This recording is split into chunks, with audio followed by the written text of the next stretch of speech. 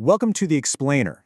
Sometimes the most fascinating stories are hidden in the most unexpected places. Today, we're actually going to crack a case from the world of medicine, a real-life detective story that's disguised as a medical exam question. All right, let's get right into it. Here's our puzzle. We've got a lineup of 5 suspects. All of them are antibodies. Now, 4 of these guys are definitely associated with rheumatoid arthritis, but one is an imposter. Our mission is to figure out which one of these just doesn't belong. So, to solve this mystery, we've got to understand the crime scene first. And that means we need to take a closer look at the disease at the very heart of this question, rheumatoid arthritis. Okay, so what is rheumatoid arthritis, or RA? Well, the most important thing to get is that it's basically a civil war inside the body. It's a chronic autoimmune disease, which means the immune system, the very thing that's supposed to protect you, gets confused and starts attacking the body's own tissues. And in the case of RA, its primary target is the lining of your joints. This leads to this relentless inflammation, a condition doctors call synovitis. And this slide really shows you the real-world impact of that attack. This isn't just some random aches and pains. Nope, it follows a very specific pattern. We're talking about symmetrical arthritis, so it hits the same joints on both sides of your body. Plus, you get this really significant morning stiffness. And the stakes are high, because if you don't get it under control, this inflammation can literally eat away at the bone and cause some really serious debilitating deformities.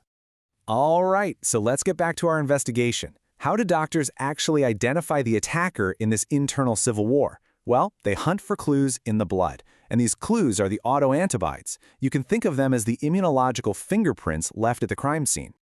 What's so interesting here is that this table kind of shows the evolution of our detective work over time. First, you have rheumatoid factor, or RF. That's the classic clue, right? But the problem is, it's not super specific. It can show up in other conditions. Then you have anti-CCP. This is the modern-day smoking gun. It's incredibly specific for RA, which makes it absolutely critical for catching the disease early. And the other two, anti-keratin and anti-paranuclear factor, think of them as older, historical clues. They're super important because they led scientists to a key discovery about a process in RA called citrullination. It's basically just a tiny modification to a protein. Totally normal stuff. But in RA, the immune system freaks out, sees this normal change as a foreign invader, and bam, it launches an attack. Okay, so we've looked at the evidence for the antibodies that are part of the RA crew. Now, it's time to unmask the imposter, the one that just doesn't fit the pattern. And the imposter is E, anti-SRP. So that's the answer to our puzzle. But the big question is why? See, every good detective story needs an alibi, and believe me, this one is completely airtight. And here is that alibi. See, anti-SRP has nothing to do with the attacks on joints in RA. Instead, it's a huge marker for a totally different condition, something called an immune-mediated inflammatory myopathy. Its crime scene isn't the joints at all, it's the muscles. People who have these anti-SRP antibodies show up with severe muscle weakness, even muscle breakdown, not the swollen, painful joints of RA. It was at the wrong crime scene entirely. Case of mistaken identity. So right now you might be thinking, okay, that's a pretty niche medical fact. And yeah, it is. But this level of detail, being able to tell these things apart, is built on the shoulders of giants, on over a century of absolutely incredible scientific discovery. I mean, look at this. These Nobel Prizes literally created the tools we use to solve mysteries like this one today. It starts way back in 1908 with Paul Ehrlich proposing this idea that the body just shouldn't attack itself, and RA is a perfect example of when that principle fails. Then you jump to 72 when Edelman and Porter figured out the exact structure of antibodies, which finally let us understand how they work. And then the big one, the development of monoclonal antibodies. That was a total game changer. It's the direct foundation for the amazing biologic drugs we have today, things like infliximab or adalimumab, that have completely revolutionized RA treatment by zeroing in on the exact molecules causing all the trouble.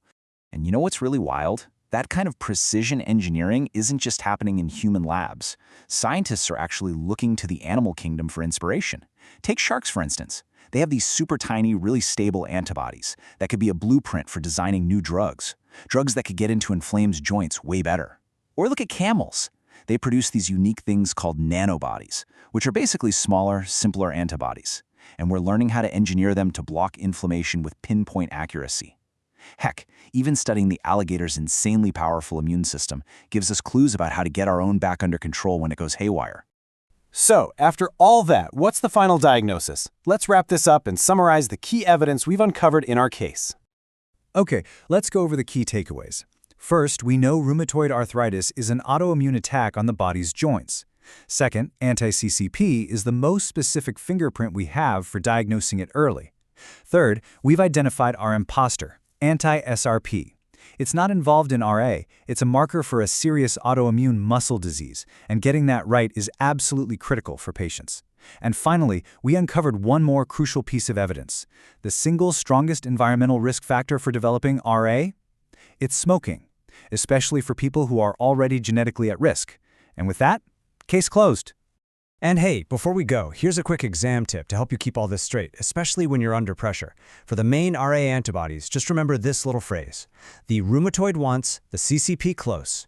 That covers your rheumatoid factor, anti-keratin/anti-paranuclear, and anti-CCP. And for the imposter, just link the S in anti-SRP with the serious muscle disease. It's a simple little trick, but trust me, it's incredibly effective. And that really brings our case to a close. You know, it's funny. We started with a single multiple-choice question, and we ended up with a much, much bigger one about the future of medicine. But hey, that's what science is all about, right? Thanks so much for joining us.